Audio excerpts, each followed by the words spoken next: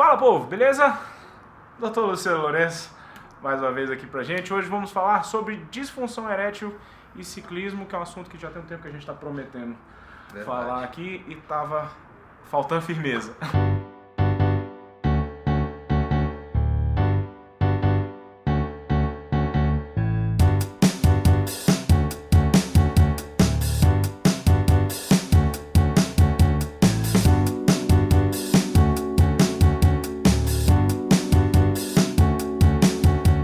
Doutor Lu, o que você preparou aí para nós para falar um pouquinho sobre essa questão, que é um assunto que eu acho que mais talvez assuste até as pessoas ou que ainda não praticam, ou que têm vontade de praticar, ou que talvez tenham desenvolvido um problema e não sabem exatamente a causa. Existe alguma correlação entre disfunção erétil e ciclismo? Vamos entender isso, né? Assim, a minha intenção de trazer aqui um vídeo sucinto e bastante objetivo é para que cada um raciocine se o ciclismo que você está fazendo tem realmente um impacto para que a tua ereção, o teu libido, o desejo sexual esteja sendo de alguma forma impactado. Então, para a gente entender isso, eu vou fazer aqui uma passagem, né, assim, por alguns tópicos para a gente chegar no resultado final e cada um definir, cara, realmente o ciclismo está tendo um impacto negativo, principalmente aí na minha vida sexual. A disfunção erétil, né, ou a incapacidade de você manter uma ereção capaz de penetrar, ela mexe muito com o homem. Né? Ou seja, um homem com uma disfunção erétil instalada, né, mesmo que em graus diferentes, moderado, leve ou grave, essa pessoa, a autoestima dela está mais baixa, ou seja, é um quadro que desencadeia outras doenças, principalmente doenças psicológicas. Então é algo que realmente precisa ser discutido, e se o ciclismo que você está fazendo está tendo impacto nisso, isso tem que ser resolvido. Né? Então, assim, esse é um primeiro ponto importante. A disfunção erétil ela pode gerar doenças, mas o contrário também acontece. Muitas doenças geram disfunção erétil, e muitas vezes a disfunção erétil é um grande sinal de que você tem que investigar outras doenças que podem gerar disfunção erétil. Então tem muitas efeito investigações. Colateral de alguma outra coisa. Exatamente. Eu tenho alguns diagnósticos que eu fiz de pacientes diabéticos que a queixa dele não era a queixa comum do paciente diabético, era a disfunção erétil. O cara falou, Luciano, no último ano eu praticamente perdi a minha capacidade sexual. E aí, quando a gente investiga de uma forma um pouco mais detalhada, a disfunção sexual dele era pela a glicose extremamente elevada no sangue, que é altamente deletério. O diabetes é a doença número 1 que tem impacto direto na disfunção erétil. Então, assim, quando a gente pensa em desejo sexual, isso acontece no cérebro. Tem uma área do cérebro que chama-se hipotálamo, que gera o desejo. Ele é modulado, ele é mediado por hormônios, os principais hormônios. Então a testosterona, que a gente vai fazer um parênteses aí no meio, que em geral todo mundo bota a culpa da falta de interesse sexual na testosterona. E não é bem assim, ele é um hormônio importantíssimo, ele é realmente o principal quando a gente pensa em desejo sexual, mas não é o único. A gente tem também com importância a dopamina e a serotonina. E aí, se a gente pensar num cara que está ansioso, ou num cara que está depressivo, estressado, ele pode ter a testosterona de 1000, que provavelmente o impacto na atividade sexual dele vai ser grande se ele tiver uma serotonina ou dopamina insuficiente. Então, ou seja, é muito correlacionado. E a gente tem um hormônio que bloqueia todos esses. Isso vem da nossa herança, né, animal, que é a adrenalina. Então, um cara muito ansioso, ele tem adrenalina altíssima. Então o cara ansioso tem adrenalina alta, ele inibe qualquer ação de testosterona, de dopamina, de serotonina. Isso se explica da nossa origem. Se você estiver fazendo ali um ato sexual e alguma coisa te atacar, você tem que reverter essa ereção para você fugir, para fuga. E é a adrenalina que faz isso. Então, ou seja, a gente tem que pensar nos hormônios que nos ajudam, mas também temos que inibir os hormônios que prejudicam a manutenção ou o início do desejo sexual. Então, esse é um primeiro ponto em que eu acho que vale a pena a gente comentar, né? Iniciar com esse perfil. Vamos falar um pouquinho da anatomia. Quando a gente pensa em ereção, a gente precisa pegar um órgão que está entumecido, um órgão que está flácido e colocar ele de uma forma ereta. O pênis ele tem 3 cavidades, né? Vamos dizer assim, os corpos cavernosos são 2, direito e esquerdo. Então nessa parte dorsal, né, nessa parte que você consegue olhar para o pênis aqui, e temos um corpo esponjoso, que é o que envolve a uretra, protege ela de traumas e mantém a uretra desenvolvendo a sua função de micção, de você passar a urina, e de ejaculação, passar o espermatozoide. Então, ou seja, a anatomia do pênis são ali 2 câmaras que se enchem e mais essa outra que é esponjosa que protege ali a uretra. Essas 2 câmaras são, existem 2 artérias que são as artérias responsáveis por irrigar essas câmaras que estão diminuídas, flácidas. Então quando você enche, quando você tem a ereção, o sangue que entra ali são por essas artérias, são 2 artérias cavernosas, em que elas fazem um trajeto que a gente tem que pensar no ciclismo, porque elas passam por debaixo da sínfise púbica para irrigar esses corpos cavernosos.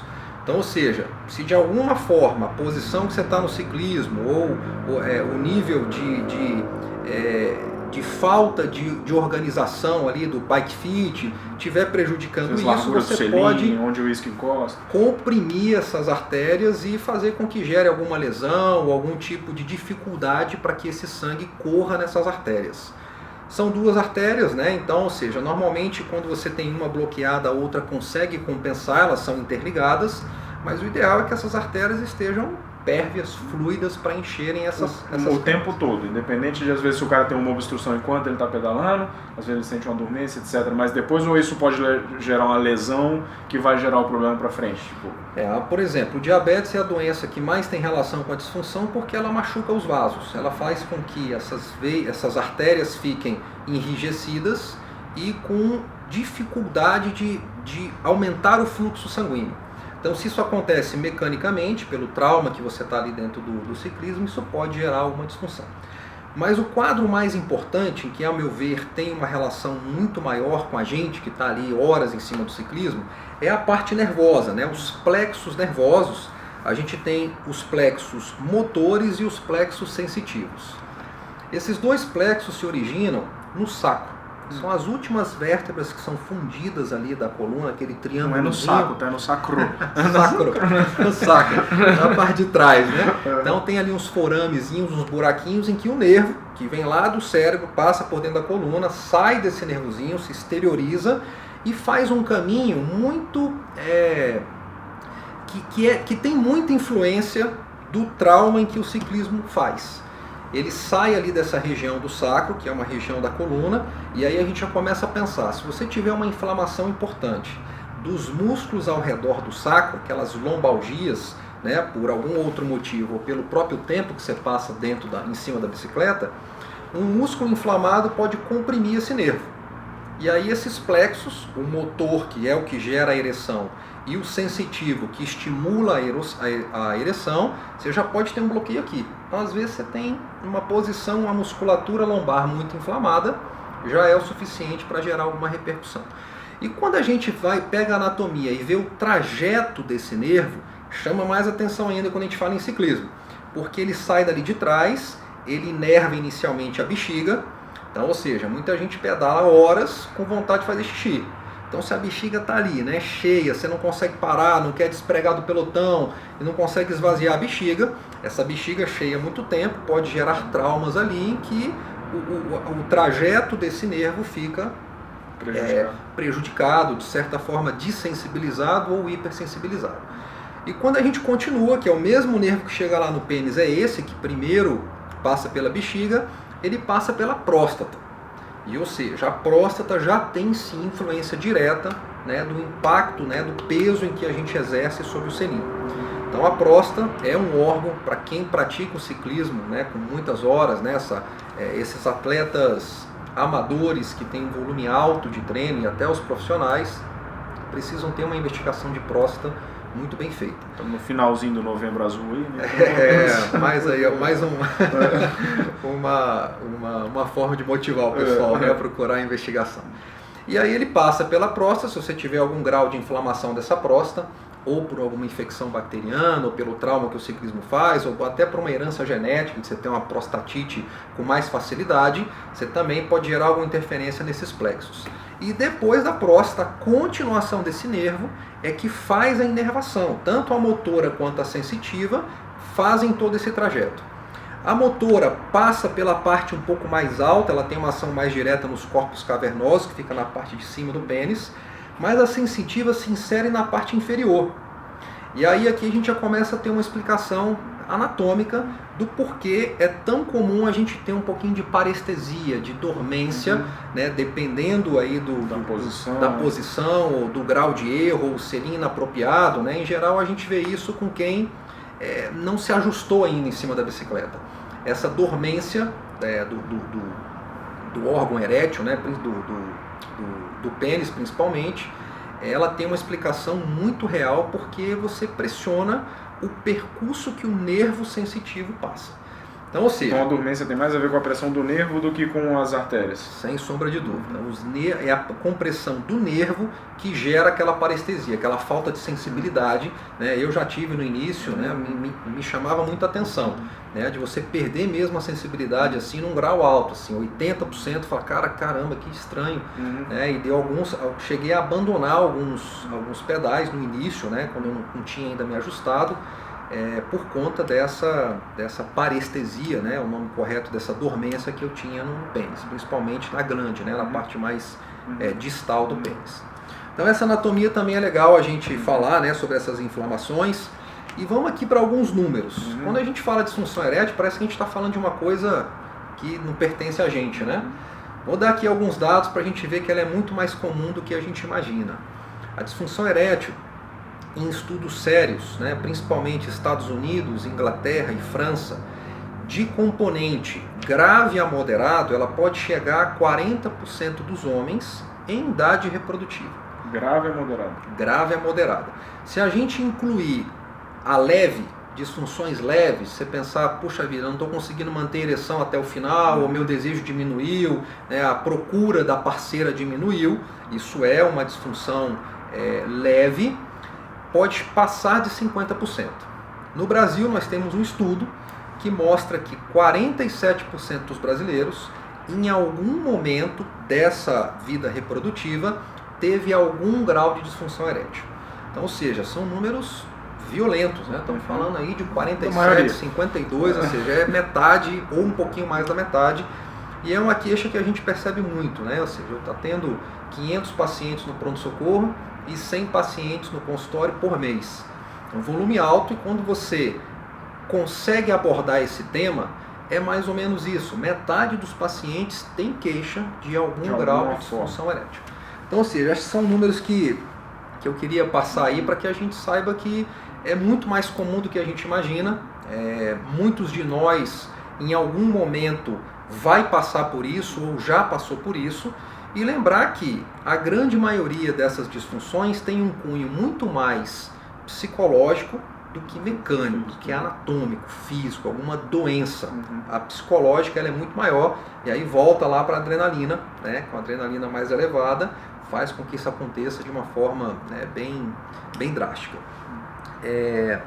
Bom, essa prevalência aumenta na velhice, né? A idade vai avançando, então acima dos 40 anos, a partir dos 40 anos a gente tem aí uma queixa aumentada desse tipo de disfunção erétil, e isso bate também com a queda hormonal natural da evolução masculina, né, e a feminina também, e que o envelhecimento por si só não é capaz de gerar a disfunção, porque essa queda hormonal é fisiológica. Então, ou seja, se você tinha aos 21 anos 900 de testosterona e tem aos 60 anos 280, provavelmente esses 280 já é altamente suficiente para que você desempenhe a sua capacidade sexual funcional compatível com a tua idade. O que faz com que as queixas aumentem muito na velhice é com relação às doenças associadas. O cara mais velho tem mais doenças psicológicas, tem mais doenças físicas, e aí entra diabetes, as doenças periféricas, né, a hipertensão, o tempo de tabagismo, o tempo de alcoolismo. Então são coisas que impactam a obesidade, o sedentarismo, né? Coisas que impactam muito a disfunção erétil e toda essa organização hormonal, né? Que pode estar inibida, diminuída pelas doenças em que você, né, adquiriu com os teus hábitos alimentares, os seus hábitos durante toda a vida, né? De vida, né? Bom, a doença principal é o diabetes, então, ou seja, qualquer sinal, qualquer indício, né, de diabetes, você tem que tratar de verdade. O diabetes aumenta 410% a mais de chance de ter disfunção erétil. Então são mais de 4 vezes de risco de você desenvolver uma disfunção erétil. Um troço que já tem 50% de chance. Com o diabetes. Então, assim, é um quadro muito grande. O colesterolzinho também, né? Muita gente olha aí os comedores de capa de pele de frango e que não praticam atividade física, né? E que vê lá aquele colesterol um pouquinho desorganizado. Um dado legal, o colesterol aumenta em 170%, colesterol elevado aumenta em 170% o risco de disfunção erétil. A hipertensão em 1,6, 160. Então, ou seja, tem uma pressãozinha alta aí, não vou tratar isso não. Pode ser que esteja... Cuidado, a hipertensão ela evolui muito rápido. E com relação à hipertensão, a gente ainda tem alguns medicamentos, né? Que assim, às vezes o cara é hipertenso, ele inicia um tratamento e desenvolve a disfunção erétil. Então, alguns medicamentos têm mais ação, né, alguns diuréticos, alguns beta-bloqueadores têm uma ação um pouquinho mais evidente. Então, se você é um diabético usando diurético ou beta-bloqueador, vale a pena conversar com o seu médico para pensar em uma outra classe, caso você tenha desenvolvido a disfunção erétil depois do tratamento. Então, essa é uma dica também bastante legal. O tabagismo aumenta em 200%. Fumar, cara, tá com nada. Assim. Realmente a gente sabe da dificuldade. Eu venho acompanhando pacientes que tentam, né, que fazem, que se dedicam a se livrar do tabagismo, e não é algo simples, não é aquela coisa que você fala, sofrido, larga né? de ser safado, larga esse cigarro. Não é tão simples, a dependência química que o cigarro faz, ela é muito grande, mas você que está aí começando, aquele cigarrinho no final de semana, sai fora disso, para que você não entre, né, nessa dependência de que seja difícil aí tirar. Bom, no final, Ricão, eu vou deixar contigo 2 links. Tem um urologista que tem renome nacional, é um cara realmente muito dedicado aí ao padrão urológico, que fez um vídeo com 12 vídeos pequenininhos, ali em torno de 4 a 5 minutos, uma aula, né, falando desses pontos de forma muito legal, muito didática, em que eu quero que você deixe aí para o pessoal na descrição, dar uma olhadinha. Pessoal... Oi, gatinha! Chegou a esposa ali, amanhã é aniversário de 8 meses. Mêsversário de 8 meses do meu Luquinha. A esposa tá chegando ali com a maquetezinha, né? Cada mês é um temazinho. Eu boto a foto dele. Então eu vou deixar esse link que eu acho que vale muito a pena. E eu tô comentando sobre isso porque as informações que você traz aqui no Pra Quem Pedala tem um cunho científico, né? E um teor, um embasamento científico muito legal. Então eu acho que é bacana o pessoal ver que são informações vindas, né? E quando você olhar lá essa aula, você vai ver que muito disso aqui que eu estou falando está lá dentro. É um urologista de renome nacional, eu vou deixar aqui o linkzinho para o Henrique colocar aí. E depois vou deixar um link também de um estudo que foi até publicado no Bike Radar, que no final a gente vai comentar aí sobre um comparativo entre pessoas que fazem o ciclismo e que não fazem o ciclismo, se teve diferença aí no impacto na disfunção erétil. Até assim, é uma percepção minha que eu imagino como você fala que, como você trouxe aí, que você tem a diabetes, você tem hipertensão, você tem colesterol, você tem os fatores psicológicos, e como em tese o ciclismo ele ajuda em todos esses fatores, Exato. Então você pode ter, acaba que uma correlação positiva na coisa. Já chegou na conclusão do trabalho sem nem falar do negócio. Isso é muito legal, né? E eu achei bacana que esse urologista, que a gente vai botar o link aí no YouTube, ele tem os videozinhos, ele comenta sobre um trabalho em que o ciclismo com mais de 3 horas tem impacto, ou seja, pessoas que praticam ciclismo com mais de 3 horas de treino relata um nível maior de disfunção erétil. Mas é muito vago a gente afirmar que o ciclismo gera disfunção erétil, né? Então tem que ser uma avaliação muito mais especializada, mas em um dos bloquinhos lá que ele comenta das doenças ou dos estímulos que geram a impotência, né, ou a disfunção erétil, ele cita o ciclismo. É um dos itens que ele cita. Então achei bem legal, e depois eu fui dar uma olhada nos estudos em que ele usou para citar isso. Os estudos realmente assim, é um pouco vago, porque é muito complexo, né? O ciclismo ele gera muito mais benefícios do que malefícios. E de um modo geral, o ciclismo bem praticado, com um posicionamento bem acomodado na bicicleta, dificilmente ele vai te gerar alguma repercussão negativa a esse ponto. Então, assim, outra coisa importante, dentre essas doenças, é a testosterona, que muita gente coloca a culpa nela, sempre a testosterona, mas muito cuidado, pessoal, as reposições de testosterona estão acontecendo de uma forma indiscriminada, né? O tal do gelzinho que é biodisponível, que esse aqui não tem problema, isso aqui não dá nada, toma uma injeçãozinha aí de Nebido que dura por 90 dias, é de leve. Esses medicamentos têm indicação para quem tem a doença hipogonadismo. O cara tem que ter a doença de ser incapaz de produzir testosterona. Então, hoje em dia é muito melhor a gente tentar dar todas as condições para que o paciente produza a sua própria testosterona do que simplesmente fazer uma reposiçãozinha com injeção ou com gel. Isso não é nada de reposiçãozinha, não é nada de gelzinho, isso é bomba, isso é anabolismo, isso é doping. Então, ou seja, é algo que precisa ser bastante definido se realmente você tem essa indicação. Porque os benefícios a curto prazo são maravilhosos, né? Se a gente der para qualquer um aqui que está com a testosterona lá de 350 e der um gelzinho, uma injeção nele, ele passar para 900, a curto prazo esse cara vai achar tudo de bom, né? Tem um monte de coisas boas. Vem algumas coisas ruins também a curto prazo, a irritabilidade, insônia, transpiração, acne, queda de cabelo, mas os benefícios são tão maiores que o cara deixa de ver essas coisas.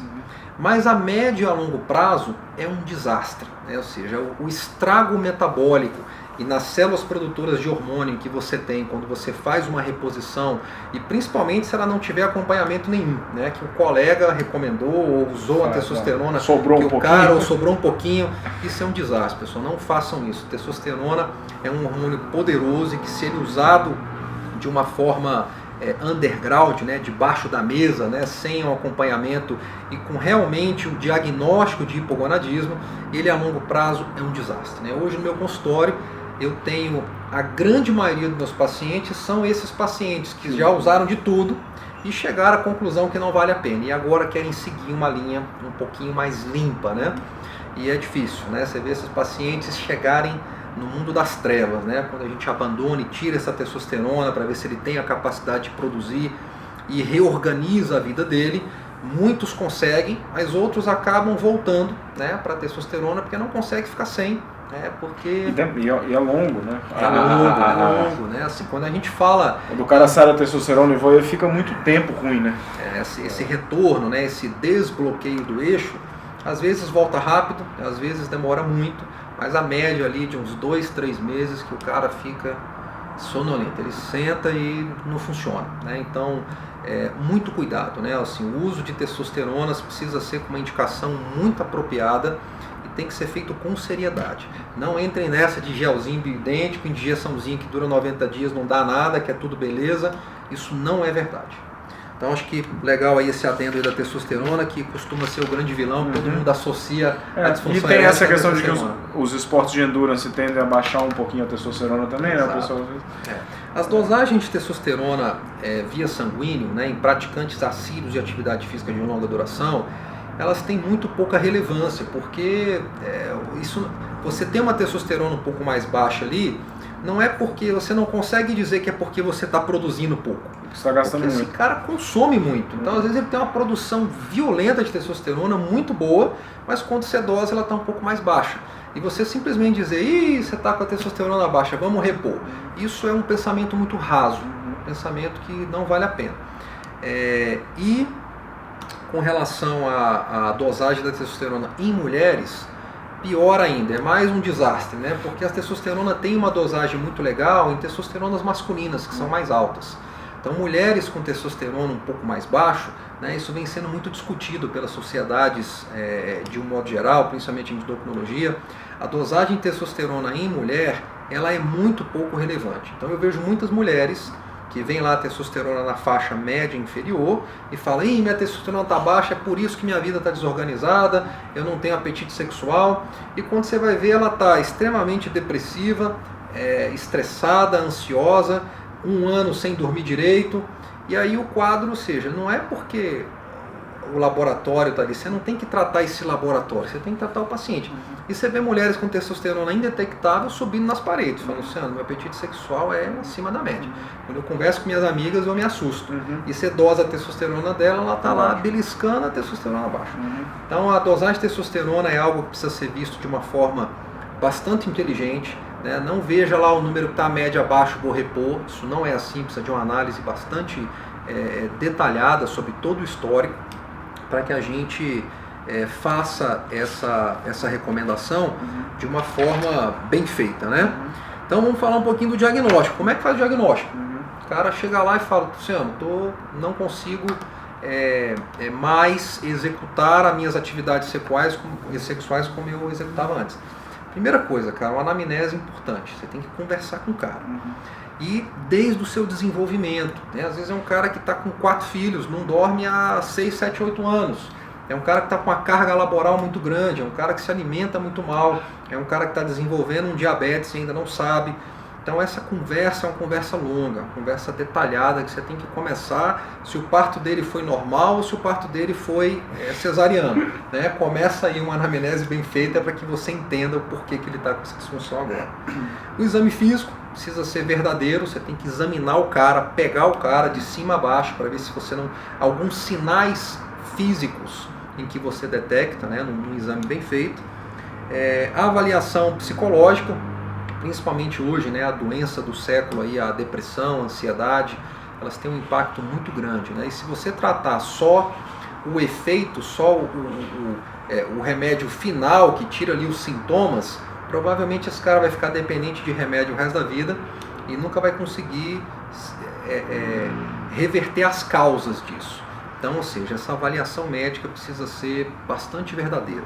E aí, assim, quando você tem todas essas causas já examinadas e você não consegue encontrar nada, aí entra o especialista. Tem alguns exames, né, de ação, alguns fármacos que fazem a ereção mediada, né, com injeção nos corpos cavernosos, a avaliação do fluxo dessas artérias que irrigam os corpos cavernosos. Aí já é uma avaliação mais especializada em que quando você esgota essas causas não anatômicas, né, não de doenças mecânicas mesmo. Então, assim, acho que a gente aqui hoje, né, assim, com a gente conversando sobre isso, você consegue refletir como é que é o teu ciclismo. Você está muito inflamado, você tem realmente uma posição que já foi olhada, tem dormência está correto, né? a dormência está muito grande. Então, ou seja, o início do ciclismo ele é muito duro, né? Porque até você se acertar, assim, eu particularmente demorei 1 ano para encontrar o selim que eu precisava usar. Comecei com o selim 138, não aguentei, passei para 143, não aguentei, passei para 155, não aguentei. Quando eu estava para largar esse selim, uma alma viva lá em São Paulo, uma alma nobre lá em São Paulo, fez lá um bike fit comigo e falou: Luciano, você tem os isquios com 156 milímetros de distância. Se você usar um 5.5 vai continuar machucando.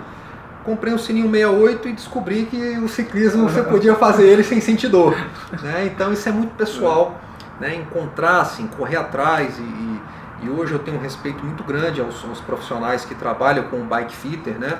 Assim, tem muitos amadores, mas tem alguns que realmente resolvem tua vida e fazem as adaptações dinâmicas. Quer dizer, o cara fez um bike fit há 2 anos atrás e eu continuo com ele, né? Sim. Então, ou seja, essas atualizações, você vai profissional, mudando a mobilidade, você vai mudando o seu corpo. Um profissional que tem que estar junto aí do ciclismo.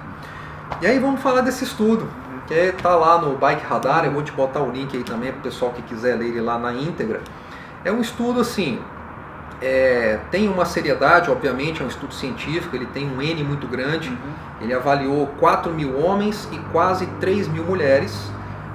Uma das críticas que eu faço é que ele não coloca lá, ele fala atletas, mas quem define se você é atleta ou não é você mesmo. Então você entra lá, foi feito pelo Facebook, ciclistas que se inscreveram, e aí ele pergunta se você é um ciclista atlético. Ele define isso com aquele cara que passa pelo menos mais que 3 vezes, ou seja, pelo menos 4 vezes regularmente por semana, com uma média de 25 milhas, né? Mais ou menos aí 40. Pessoal, rapidão que a câmera parou aqui a nossa conversa, ela desligou automaticamente, o assunto é longo, mas vale a pena. E, bom, então segue lá, você estava falando que o problema é que a pessoa que tem que se definir como atleta ou não no estudo, que você enxergava isso como um ponto... É uma crítica, assim, né? Uma crítica que, né, se autotitular que você é ou não é muito subjetivo. E dentro desses 4.000 homens, 63% eram ciclistas assíduos que se titulavam praticantes, atletas de ciclismo. Pelo menos 4 vezes por semana, 40 km por treino. E mais de 2 anos de prática. E o outro grupo comparativo, que dá em torno de 37% desses 4.000 homens, eram praticantes de atividade física com essa mesma intensidade, só que não tinham o ciclismo como a sua atividade física. E o comparativo era ou a bicicleta esporádica, né? Não tinha esse ritmo tão alto de... Me dá ele aqui, Bruninha. Esse aqui é o Lucas. 8 meses amanhã. Vai fazer 8 meses amanhã. Cara, tá a cara do pai, né? Loucura da minha vida. Você perdeu essa, ele tava... Tira aí umas noites de sono, mas é uma alegria, viu? Molecão. Tá aí, já tá em cima da bicicletinha sem pedal, né? Que é a bicicletinha assim. Dá tchau, tchau. Então a gente vai deixar o estudo lá na íntegra, né? Mas assim, de uma forma sucinta, ele comparou o grupo de ciclistas que praticavam com regularidade e os atletas esportistas que praticavam outras modalidades, principalmente natação e corrida, com bicicleta esporadicamente. E os dados mostraram que não há diferença, sendo que há uma leve tendência a dizer que o ciclismo é até melhor do que essas outras atividades, quando se questionado se você tinha algum distúrbio sexual, alguma disfunção, algum grau de disfunção sexual.